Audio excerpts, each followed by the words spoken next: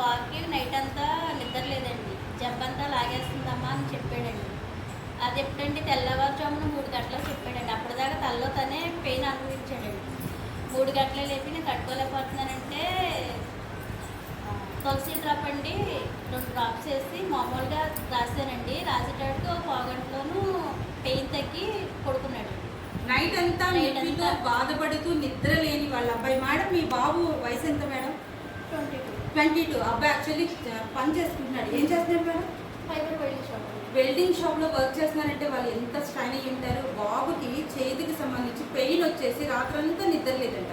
3 గంటలకి మేడం గారిని లేపి అమ్మ నిప్పు వస్తుందంటే తులసి డ్రాప్స్ ఇంట్లో ఉంటే తులసి డ్రాప్స్ వేసి మద్దన చేస్తే ఒక హాఫ్ అన్ అవర్లో అబ్బాయి నొప్పి తగ్గి పడుకున్నాడండి. నొప్పి ఉంటే పడుకోగలరా?